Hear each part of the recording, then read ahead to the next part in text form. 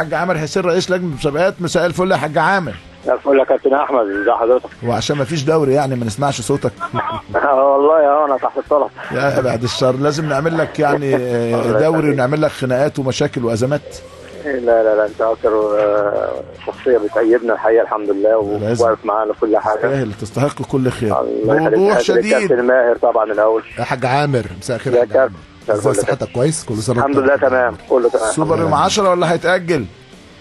لا والله يوم 10 ان شاء الله. امال ايه الكلام اللي طالع اليومين دول؟ لا في تأجيل، السوبر اتأجل، لعيبه هترجع ان شاء الله بالكاس، هيبقوا مرهقين ما عندهمش نفس يلعبوا، الكلام اللي بيتقال كتير ده يا حاج عامر. لا ما لهمش نفس، دي حاجه ثانيه بقى، ده شغلهم. في واحد ما يروحش شغله يعني ده في ارتباطات والمباراه في دوله شقيقه عربيه، وفي ارتباطات مع الملعب والتذاكر عرفوا ان هي اتباعت. صحيح. والناس عارفه من نص 8 على ان المباراه يوم 10. ويمكن احنا عملناه بين الدورين علشان خاطر طبعا الزمالك كان عنده ارتباطات في بطوله افريقيا، وكان المنتخب قبل مباراه الكونغو كان طالب ان الدوري يتلعب، ما نستناش الزمالك. نعم. عشان نلعب مباراه السوبر، فاحنا عملنا زي ايطاليا، عملنا بين الدورين.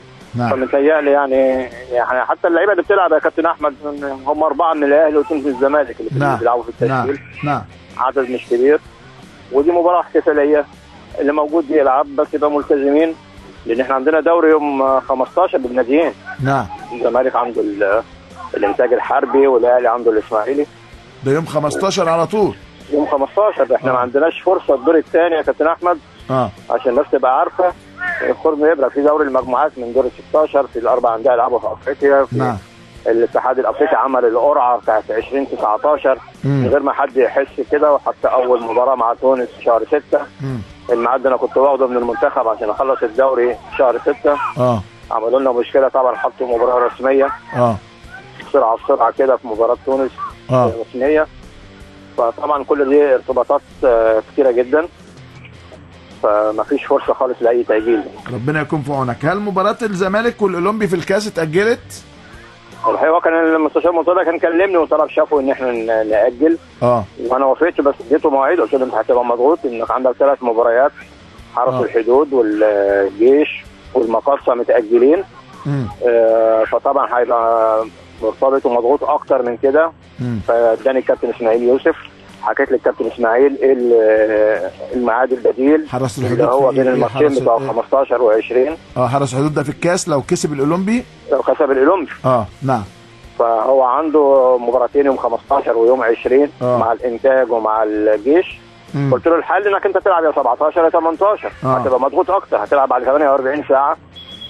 فالحقيقه هم اكيد فكروا، فما بعتوش الجواب بعد المكالمه دي، كانت اول امبارح. نعم.